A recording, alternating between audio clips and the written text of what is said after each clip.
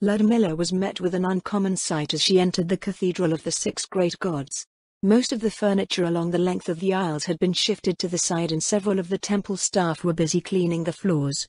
It was not an appearance one usually associated with a holy sanctum, but, practically speaking, she supposed it was something that needed to be done at some point. Upon stepping across the threshold into the nave, the nearest figure looked up from her chores. She squinted through the morning glare to the entrance, mop propped up in her left hand. "Ludmilla? Oh, good morning. What brings you here today?" Themis' light voice trailed off as Ludmilla stepped forward and lowered her head in a curtsy. "I hope the day finds you well, Priest Themis," she greeted her respectfully. The cleric stood frozen for a second before acting in the appropriate manner, mostly. Through her lowered field of view, Ludmilla saw Themis wipe her hands on her black-hemmed scapula, then raising them upwards as if to check for dirt. A moment later, Ludmilla felt a light touch upon her head. "Blessings of the Six be upon you, Lady Zaradnik." Unlike the other times her act of supplication was received, Ludmilla did not feel the familiar warmth of the divine blessing which usually accompanied the ritual reply. The cleric's hand withdrew, and Ludmilla raised her head to face her. "Sorry," Themis had an apologetic look on her face. "Still recovering mana for tonight?" Ludmilla said. "Yep," she replied. "The guild wants my group to head out late in the afternoon.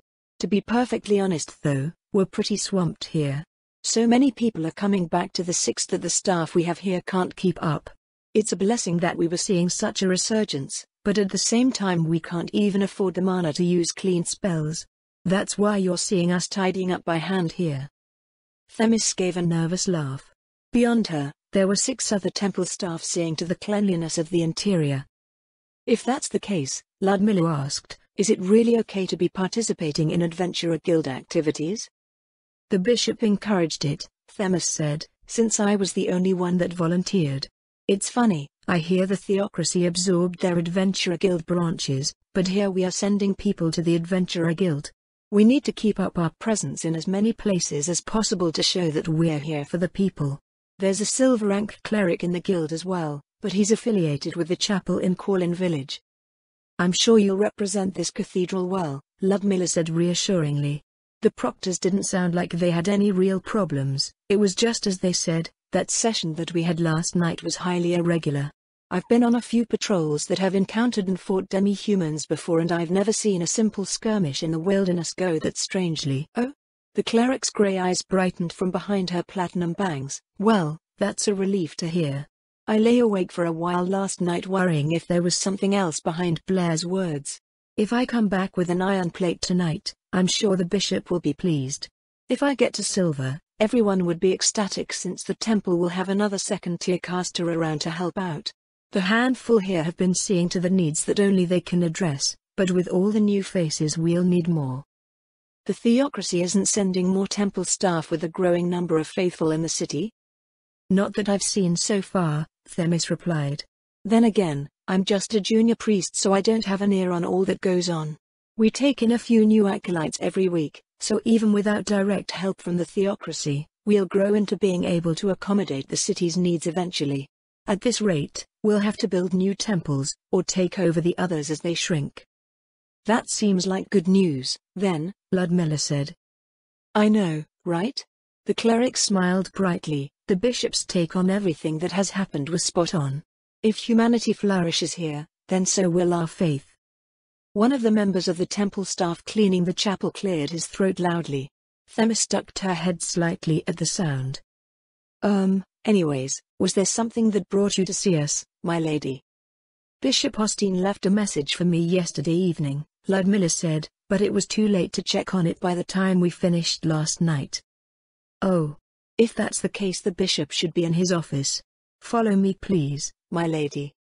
Ludmilla followed Themis over the slick marble out into the side hall, walking over to the front of the bishop's office. Themis lightly knocked on the door. "Yes?" a voice called faintly. "Lady Zaradnik is here to see you, Your Excellency." There was a brief delay before Bishop Austin answered. "Come in," his voice called more clearly. Themis opened the door to allow Ludmilla entrance, then closed it behind her. The bishop was seated at the same desk she remembered, but its surface was littered with volumes of tomes and loose parchments. "I hope the day finds you well, Bishop Austin." "Do I look like a noble yet?" he answered dryly from behind the piles of documents. "I'm not quite that busy yet, Your Excellency," Ludmilla smiled. "You might match up well to Countess Jesn, however." "Oh, spare me that," he chuckled. "A colleague of mine in her county has shared all sorts of interesting stories with me about her." Contrary to the solemn image he had shown her before, Bishop Austin seemed filled with vigor. Though his work was piled about him, there was a spark of energy in his hazel eyes and his demeanor was light and jovial. Even his thinning grey hair seemed to have regained some of its youthful luster. "If you don't mind my saying so, Your Excellency," Ludmilla said, "you seem very energetic compared to the last time we spoke." "It is no great mystery. Our children are returning to us and Rantel grows in the faith. It would be quite the challenge to remain somber in such circumstances. All this," he waved his hand over the desk piled high, "is a welcome thing. So many families, so many lineages return to the fold. It is the realization of a homecoming that has been longed for over generations." "What does the theocracy have to say about this turn of events?" Ludmilla was curious. "Nothing, so far," Bishop Austin replied. "Only their declaration of neutrality from months ago, which is entirely political. I have managed to deliver my accounting of the times since Katza through what channels I could in the past few weeks, but a reply has not yet arrived. I've done my best to impress upon the High Council in my report that we are all still very much alive and well in Rantel, and that the quality of humanity has risen to the occasion. I'll send further word about our state here once I straighten out all this paperwork. With life returning to the duchy, I'd be surprised if they weren't getting information along other channels as well, so hopefully we'll see some assistance from the south soon." While he spoke, Bishop Austin collected several parchments and tapped them on his desk lightly. Rising from his seat, he circled around to present them to Ludmilla. "Here is a list of supplicants that have expressed interest in migrating to your domain. I believe this is something you asked about when we spoke a few weeks ago." "This many?" she said as she flipped through the pages. There were hundreds of names listed. "There is a wide variety of vocations and they can move in when accommodations are available," he nodded in reply. "I realize with how busy it's been in the duchy it may be difficult to have everything ready quickly." "They are all followers of the Six. They don't mind being around the undead?" "They are, and it should make little difference since they are from the city. I would wager there are fewer out there than in the capital, so it may even count as an improvement to some." "How about demi-humans?" Ludmilla asked. "We're right at the border with the wilderness, after all." "It would be much the same rationale, I suspect," Bishop Austin answered. "With the demi-human quarter being raised here, we will probably start seeing sizable numbers of them in the city as well. It might be a different story if these people were from the theocracy, but the remaining faithful in the northern nations have developed a great deal more tolerance than our brethren in the south by necessity. Demi-humans have frequented the city on occasion, and I do not know of any incidents related to them involving one of our own. We keep to ourselves, and they to theirs. I cannot begin to express how grateful I am for the temple's assistance, Your Excellency." "House Zaradnik has always taken good care of their people," the bishop said, "and that is all that I would ask on their behalf. This list of candidates will surely grow over time, so please keep me apprised of changes when you have the opportunity." "Bohadan's dwelling is still available," Ludmilla said. "Did you want to send a priest along as well?" "In the future, yes," he nodded. "For the time being, necessity dictates that we focus on the city and the territories with the largest populations. When the ranks of the priesthood grow to suitable numbers, I will see to it that as many as needed are dispatched to your territory." Ludmilla secured her grip on the bundle of parchments before lowering her head in a curtsy. "Thank you once again, Your Excellency." Bishop Austin smiled and waved as she withdrew from his office. Ludmilla read through the lists as she made her way down the hall and directly out into the vestibule, not wanting to disturb those inside. Leaving the cathedral, she found the main plaza half filled with merchants setting up their stands in preparation for the day ahead. She spotted Hao leaning near the entrance of the Adventurer Guild with his arms crossed over his chest. Walking over the short distance to the guild building from the cathedral entrance, she approached and greeted him. "Good morning, Hao." The rogue turned his gaze away from watching the merchants assemble their stands, straightening from the wall. You're the last to arrive. He turned towards the door with barely a glance in her direction. Stuff's inside. Inside, Lord Mayor was standing near the entrance with 2 crates near his feet. Guildmaster Reinsack and the Orichalcum adventurer Mary were nearby as well, and the ranger stepped forward to speak to them. Everyone's early. That's good, that's good. The red-headed elf tapped one of the crates with the point of her leather boot. You can whip up some traps with all the junk in here. Don't make 'em too nasty, though. It's a run for copper ranks, and the ones that you set are meant to be disarmed. There will be others that are like the ones from last night that are supposed to be too hard to handle directly. We're mixing things up from now on, so our scouts have to decide between spending the time dealing with hazards or just having their groups avoid them. How many did you want set? Howe asked. At least a handful per floor, Mary replied. Don't make them too predictable, though. Put them where you think good places for traps would be, but don't make it too ridiculous if you know what I mean. Nothing in these crates should be too harmful. Be careful just in case, though. You're just setting obstacles where the consequences are made clear to both the trainees and the ones overseeing them. Howe stepped up to pick up one of the crates. Shifting the weight around experimentally, he looked to Mary. Are we carrying these all the way to the tomb? Mayor says he has a way to get there quickly, Mary replied. Otherwise we would have called you two in earlier. You should have about 2 hours before the morning party arrives. Should be enough to use up everything I'm sending along with you. Lord Mayor quietly walked out of the building, followed by Howe. Ludmilla knelt to hurriedly pick up the second box before rushing after them. Outside, she came to stand beside Howe as Mayor walked back and forth in the plaza in front of the guild, his skirt fluttering about his thighs in the light breeze. After stopping to examine a tree a short distance away, he looked towards them and waved them over. Go ahead, he said. Ludmilla exchanged glances with Howe. I don't get it, Howe said, looking back to the dark elf. I cast a spell on this tree, Lord Mayor explained as his eyes shifted around nervously. It will take you to the same type of tree near the entrance of the tomb. No matter how long Ludmilla stared at it, the tree still looked very much a tree. The surface of the rough bark appeared undisturbed. There was nothing indicating it would take them anywhere. Lord Mayor's eyes turned watery upon realizing that neither adventurer seemed to believe him. Seeing this, Ludmilla stepped forward, taking a deep breath as she shifted her grip on the wooden crate. She shut her eyes, envisioning a face full of splinters as she walked into the tree. There was no resistance, only the rustle of the wind through the grass and the feel of the earth beneath her boots. Upon opening her eyes, she saw the familiar grove where the entrance of the tomb lay, except it no longer appeared to be a ruin. At the bottom of a deep depression before her, there was a gaping crack in the stones below. She turned to the sound of someone stepping onto the grass behind her, seeing the odd sight of Howe awkwardly removing his leg from the tree. Lord Mayor followed, walking out to join them at the edge of the depression. First, I'm walking through trees, now I'm seeing things, Howe remarked with incredulity. Tell me this wasn't like this yesterday. It wasn't, Ludmilla confirmed. Lord Mayor, did you make changes to the tomb? He nodded. The guildmaster wanted something different today, so I made a cave with some animals. Tomorrow it will be something else? It'll stop changing once I expand enough to have different sections per floor. Anyways, we should get to work.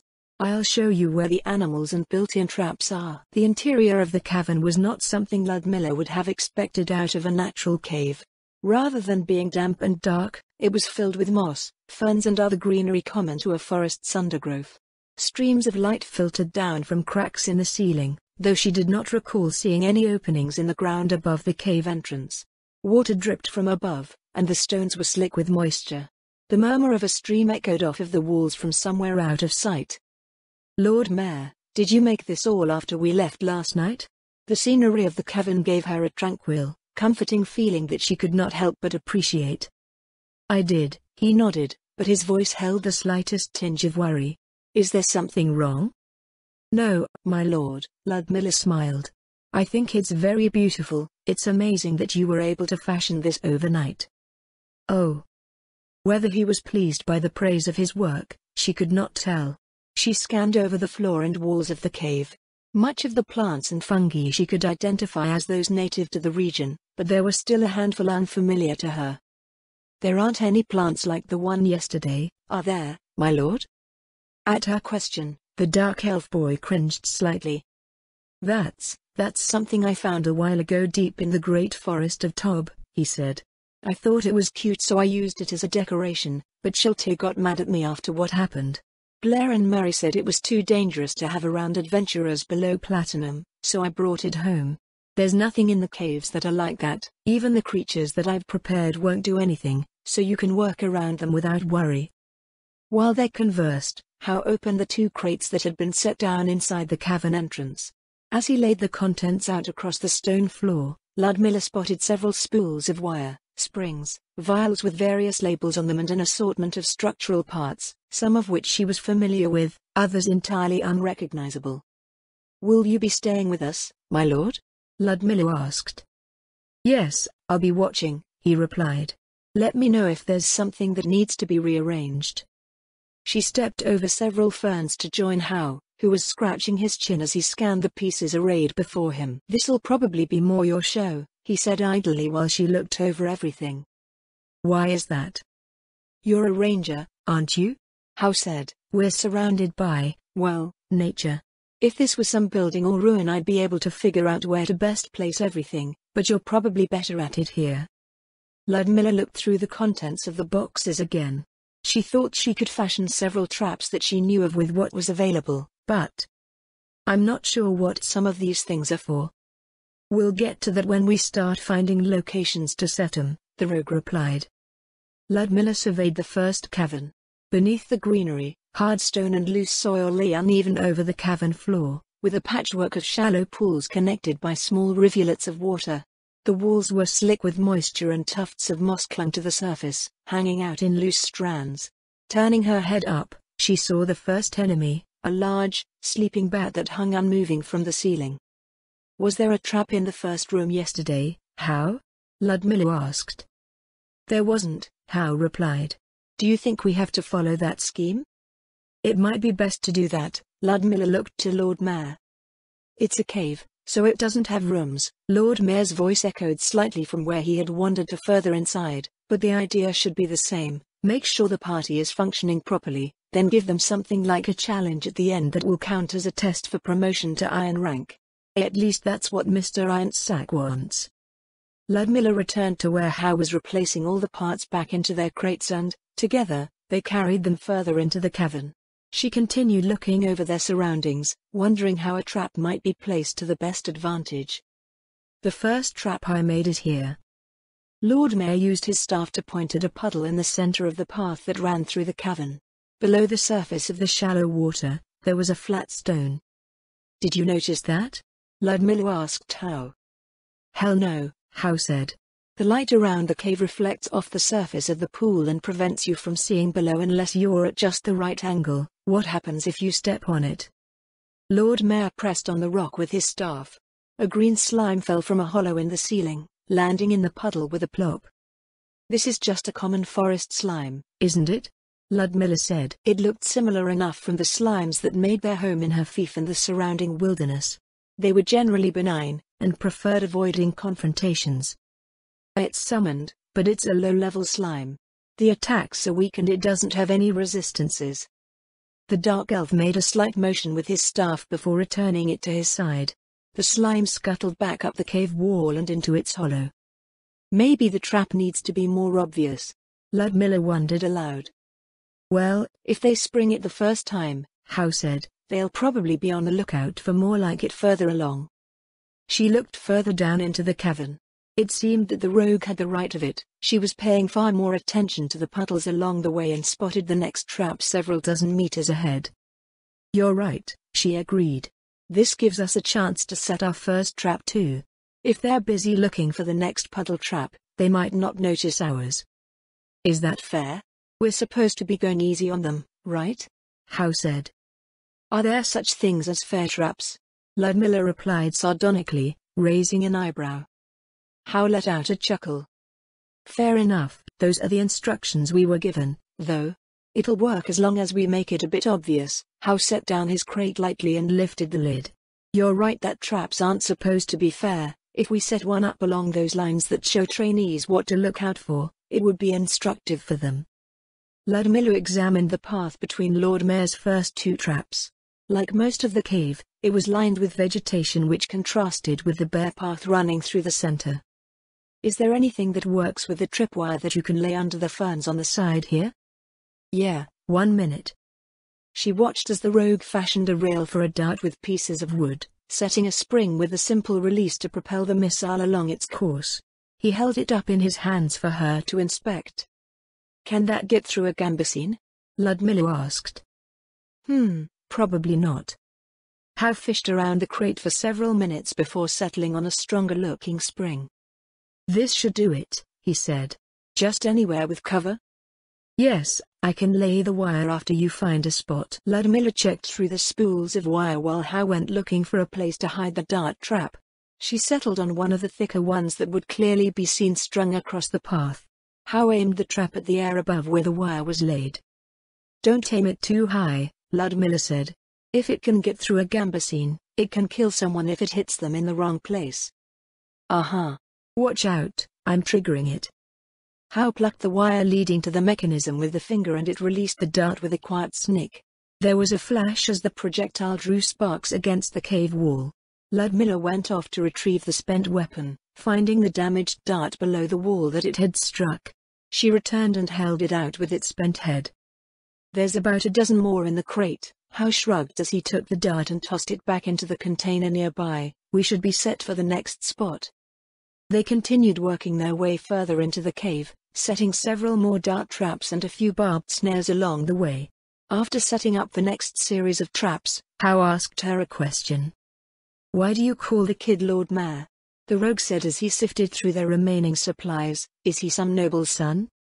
Ludmilla looked around. It seemed that Lord Mayor had gone ahead of them. Lord Mayor is one of His Majesty's direct vassals, she replied, picking up her crate, as is Lady Aura, his sister. They're both members of the royal court. The Howe stammered. They're both nobles then? I heard something about elven royalty having eyes like that. Is that why? I'm not sure about the royalty part, Ludmilla said, but many of His Majesty's vassals have that same sort of bearing, even the maids.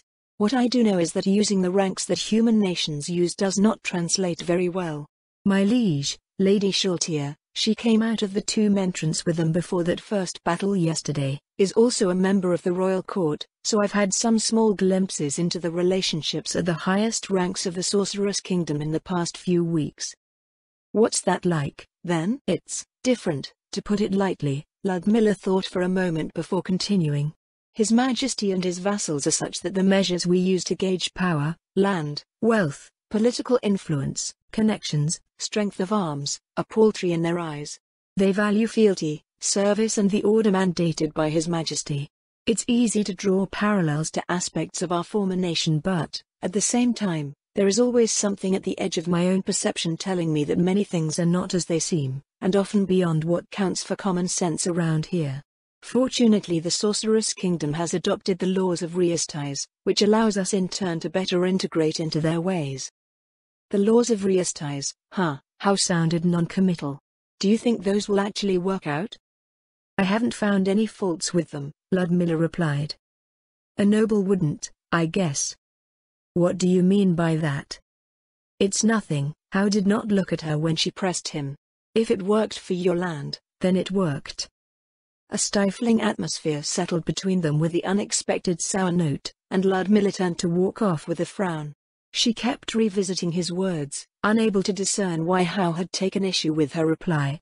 There was only his uncharacteristic labeling of her as a noble. The adventurers that she had interacted with so far usually never brought up her social status in a formal way, and Howe was no exception. As they reached the final stretch of the cavern, Ludmilla spotted Lord Mayor using some sort of magic to make the carpet of plants thicker. What is the fight in the third section of the cave supposed to be, my lord? She asked. The training area manager stopped his work, turning around to reply, instead of your fight, which slowly mounted pressure, this time they will come quickly. The final fight is 6 giant bats and a dire badger. They get attacked by 7 giant animals all at once? Ludmilla looked around for the animals in question. Despite the large cavern that the fight would be situated in, the sheer size of the beasts would make it difficult to fight en masse. Giant bats had wingspans upwards to 3 meters, while dire badgers were roughly as long as a human was tall, and 3 times as massive. No. Lord Mayor looked up at the giant bats hanging from the ceiling. There's not enough room for them to attack all at once. The bats will wake up when someone disturbs them, and will take turns attacking. The badger will come out for the same reason. There should be a few ways for the party to approach the problem, so it's up to them how they want to handle things. Where are all these animals from? Ludmilla asked. Did someone run around the countryside catching them? They're so docile, too. I can't imagine someone taming them just to have them turned into training objectives. Or as pets are too high, Mare said. Well, actually, she did tame a low-level pet last week, but even that one would need at least a team of mithril ranks to defeat. Anyways, these ones are just some low-level creatures that I summoned, just like the slimes. Does that mean that we're always fighting you, my lord? Ludmilla frowned. I don't specialize in summoning, so they don't have any bonuses or anything. Lord Mayor looked up at her, then his eyes widened. It's not like I'm trying to hurt the adventurers. Actually I am. Wait, I mean, Lord Irons's orders. Lord Mayor's beautiful eyes started to water, and a look of distress grew on his face. Ludmilla resisted the urge to reach out and comfort him. Or maybe tease him. Both seemed equally tantalizing. The adventurers understand that it's for training, my lord, Ludmilla said. I don't think anyone will think that you're belligerently harming them. Does that mean that those cockroaches from yesterday were yours as well? They were from Shiltir. Pardon me, Lord Mayor, I don't believe I heard that right. That's why she was there yesterday, Lord Mayor told her, to deliver them from her place. Their summoner is one of her vassals. Who you're training against depends on what you're fighting. The goblins and ogres from yesterday afternoon were from a place north of Iranthal. Cocytus is interested in testing some of his subjects in here as well, so they'll probably show up when there's a good match. Then there's the undead. Well, anything natural will probably be something I summoned. To the side of them, Hal cleared his throat. These summoned animals here right now, he asked, will the party know what they're dealing with? The party has a druid and a ranger with them, Lord Mayor replied, so they should. Unless I specifically order them to do something, these summons will just behave naturally. Lord Mayor sent a questioning look to Ludmilla, who nodded in agreement. Even novice druids and rangers would know about the wildlife that was local to their region. With their tough hides, irritable nature and tendency to dig up fields and feed on crops, dire badgers were considered pests by farmers everywhere. Adventurers taking low-rank extermination requests would be well aware of their traits. Rather than seek to flee when injured, dire badgers flew into a dangerous rage. With claws and teeth strong enough to burrow through anything short of stone and capable of tearing down fences and trees, even armored combatants would have to be careful when dealing with them. Giant bats tended to behave like most other bats and were plentiful enough to be part of the pool of common knowledge of any local living out in the territories. They were not known to be explicitly harmful, keeping to themselves unless their usual sources of food became scarce. They were large enough to carry off small livestock, or children, with their swooping attacks, but their broad wingspan made them easy to strike at if one was aware of their presence. This fight would test how each group would approach the problem with the party members available to them. For Ludmilla, the question was what to do about traps in the chamber where the fight occurred. Lord Mayor, Ludmilla asked, what sort of traps did you place in this room? A smoke trap. He pointed at a vaguely suspicious set of stones along the path. They all trigger the same trap and, if the room is full of smoke, the giant bats will gain an advantage over the trainees due to their blind sight. Will they still be able to win even if that happens? It will be harder. Mr. Einsack said they are weaker than your party from yesterday, but they should still be able to get by even if that happens. What happens if they lose? The summons just knock them out, Lord Mayor said. They won't die from them. Don't tell me you want to lay traps that take advantage of the chaos, House said from where he was peering into the dire badger den. The way it is now, they pass no matter what, right? Ludmilla reasoned. If it's a test that's impossible to fail once you reach the last fight, it seems a little hollow for a promotion exam. She heard the rogue sigh, but he did not voice any opposition. Will they be able to disable all the triggers for the smoke trap before the fight starts, Lord Mayor? No, he replied. They're built into the cave floor, so all their scout will be able to do is mark them if she's sneaky enough. If she disturbs the bats overhead while trying to get by them, the fight will start immediately. If the party spread out in reaction to the dire badger charging out, the dense carpet of moss and ferns would obscure almost any trap. The worst-case scenario for the trainees would be waking up the bats before disarming all the traps, then accidentally triggering the smoke trap and having several members fall prey to the other traps hidden around the cavern while they were busy fighting. If they were really unlucky, several key members would be disabled and they would be overwhelmed. She sifted through what was left of their supplies again. In the end, she decided to set an alarm to wake the bats before their scout could mark all of the traps. If that was thwarted, "Is it possible to create some pits, Lord Mayor?" she asked. "Yes." "Where?" After a few minutes, several deep pits large enough to trap a single adult in were created around the cavern. Without assistance or climbing skills, anyone who fell in would not be able to return to the fight. Ludmilla and Howe arranged the remaining pieces of wood available from their supplies into lattices to hold up the soil and plant matter covering them. Lord Mayor rigged the pit traps to set off the cavern smoke traps as well if one fell into them. "What are these things that are left?" Ludmilla asked as she looked through what was left over in the crates. "Smoke, sleeping gas, some acid. You're not trying to use everything here, are you?" Howe raised an eyebrow. "You know overdoing things is just going to come and bite us in the ass later.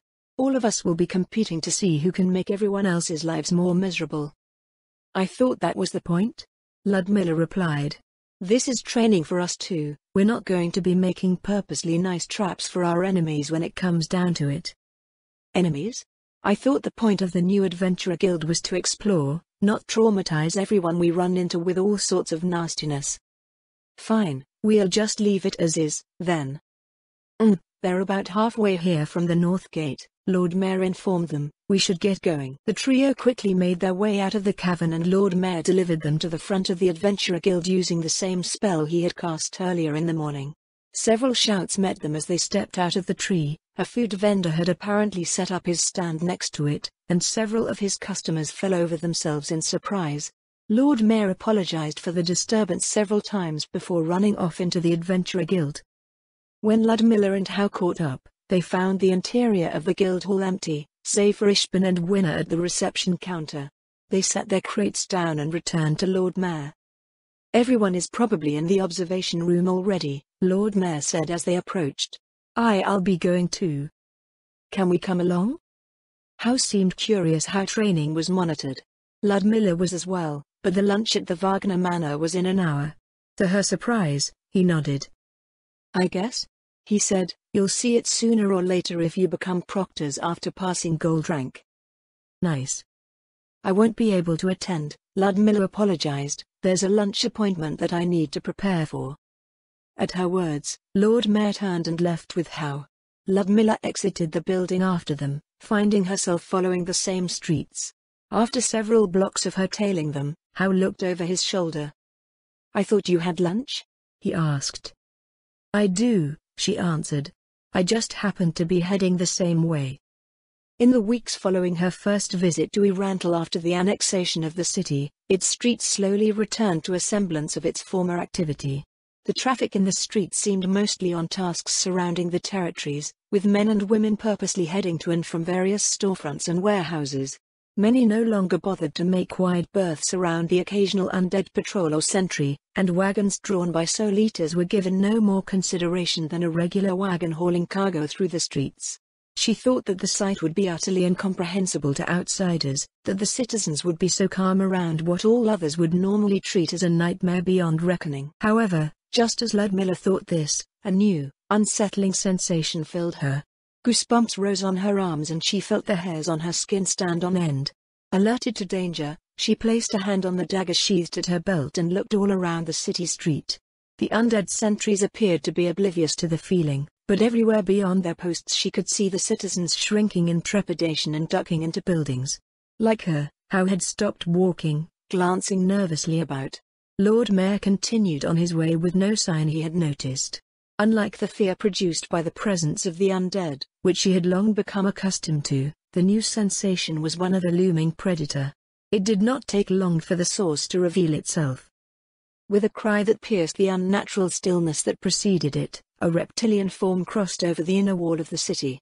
With a long, sinuous body clad in brilliant white scales, it glided overhead, casting its huge shadow onto the streets below.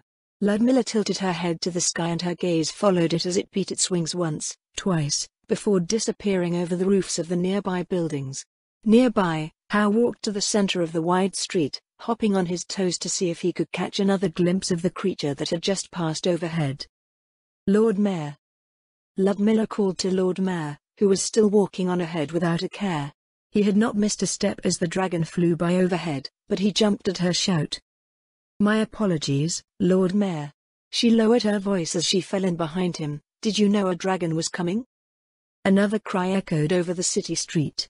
Ludmilla looked up reflexively, wondering if the dragon had returned. Instead, she saw 3 dragons circling far overhead.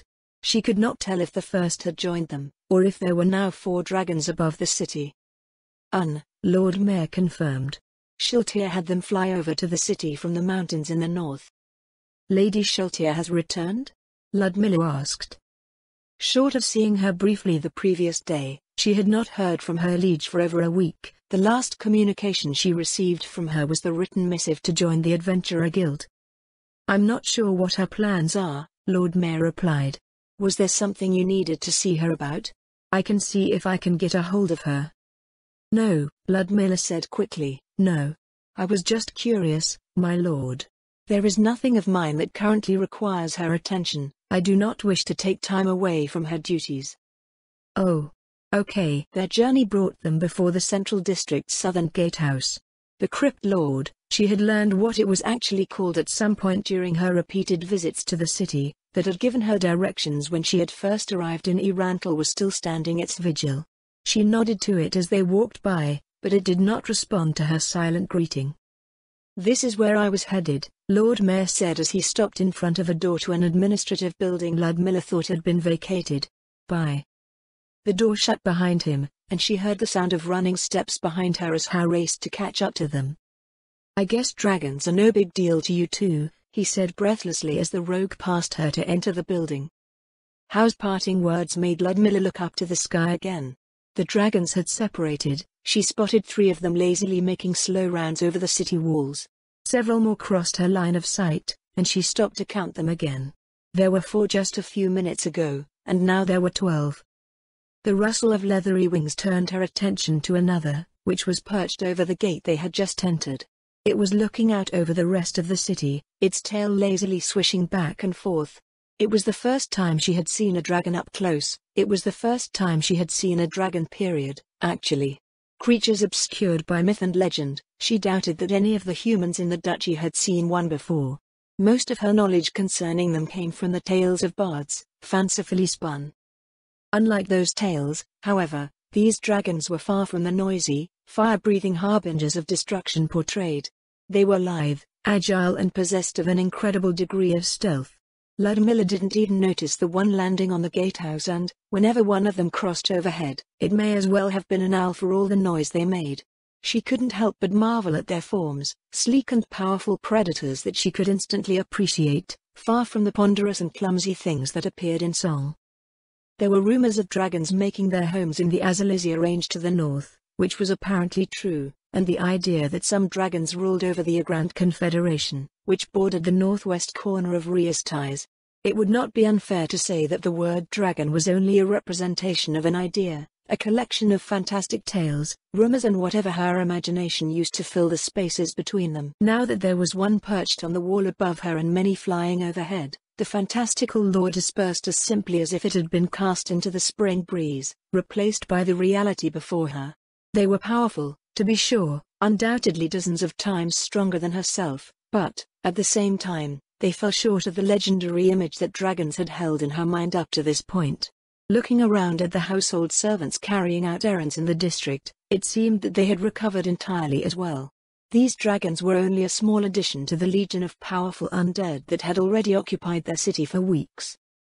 Ludmilla found herself standing before her manor without realizing she had walked the rest of the way there in the midst of her thoughts. One of her Death Knight footmen led her up the walkway and opened the door. There was the sound of footsteps quickly descending the courtyard stairs and Amelia appeared in the hallway. "Welcome back, my lady," her maid greeted her with a curtsy. "I've prepared a bath and your outfit for lunch." "Did anything new arrive?" Ludmilla asked. "Yes, my lady," Amelia replied as she rose and followed her up the stairs to her solar. It seemed to be regular business from the barony. Terence and Rodney haven't returned from their errands yet, so there might be something when they get back as well. Still, it seems like it will be the usual routines for this afternoon after lunch. Mention of her afternoon work reminded her of Terra's impromptu meeting before dinner. "Do you know what Terra wanted this afternoon?" Ludmilla asked. It seemed strangely cryptic, coming from her. "I didn't know before, my lady," Amelia replied. "I do now. She's right that it's better to focus on your duties until then, it's not an immediately pressing concern." The more her maids assured her that it wasn't important, the more she itched to know what it was. She pushed it once again from her mind by glancing over the new information from Warden's Vale. As Amelia had mentioned, it was simply an update to the village inventories by Jeeves, with requests for various replacement goods that could not be produced in the village. "Was there anything else from Wagner?" "No, my lady," Amelia said as she helped her out of her equipment. "It seems to be a normal lunch invitation." Ludmilla finished her preparations with half an hour to spare. Once again, she was in her only dress, with its forest green skirts that were definitely hanging too high off of the floor. She was already acutely self-conscious about the fact that she repeatedly wore it to formal occasions without needing this additional worry. "Amelia," she asked, "would you be able to do some shopping for me?" "Shopping, my lady?" "I need a larger wardrobe," Ludmilla told her, "especially for formal occasions." "But, don't you want to be there as well?" "I do," Ludmilla sighed, "but as we can see now, I never seem to have time. Nothing overly extravagant, just outfits that are presentable for meetings and such." "Very well, my lady," Amelia said. "I'll see what I can do while you're out doing Adventurer Guild things, though you're due to be back at Warden's Vale soon, yes?" "That's right. We'll just have to make everything fit in together somehow." Ludmilla was particularly anxious to return to her domain. The long list of migrant candidates that had been handed to her by the temple finally filled several crucial trades whose absence had been throttling development. Even though it was still spring, she felt that there was too little time to finish everything that needed to be done before winter. "I suppose the best course would be to collect designs and we can go over them while we're in the barony, then we can place orders on our return to the city. Will that work, my lady?" "I think so, yes," Ludmilla replied. "The formal announcement of our new relationship with the Empire will be a week after we return. The new outfits need to be ready by the time merchants and representatives from our winter begin to arrive several days after that." Amelia looked down at her hands, silently tallying whatever she had in mind. "That will be close, my lady," she said, "but I think I can coax at least one outfit to be ready by then." "Good enough," Ludmilla nodded. "Between the domain, my work here and the Adventurer Guild, I don't think I need a whole lot to start with." With one last check in front of the dresser mirror, Ludmilla descended from her solar and left the manor with Amelia in tow. Baroness Wagner's manor was on the other side of the gardens that spanned the front of the royal villa, a 5-minute walk away from Ludmilla's own. As House Wagner had opted to live in Erantle rather than out in a domain nearby, the manor had seen a number of extensions and renovations which had transformed it into a building significantly larger than the regular guest manors in the district. It still maintained the general theme of the buildings surrounding it, with its arching limestone architecture that matched the royal villas, but, beyond that, it was fashioned as the permanent residence for a noble house. Human footmen in the chestnut and silver livery of House Wagner were stationed on the street, ready to receive the day's guests. A well-groomed young man, perhaps 20 years of age, received her, leading her into the entrance where the butler awaited. From there, the butler guided her to the hall of the manor, the room where the official business of a noble house was usually conducted, as well as the place where large functions were held. Much like Countess Jessen's aged butler, the steward of House Wagner announced her entry. "Lady Ludmilla Zaradnik," he said in a clear voice, and those in attendance turned to look in her direction, Baroness of Warden's Vale. After a quick scan of the faces lining the tables in the room, Ludmilla realized that this was not going to be an ordinary lunch.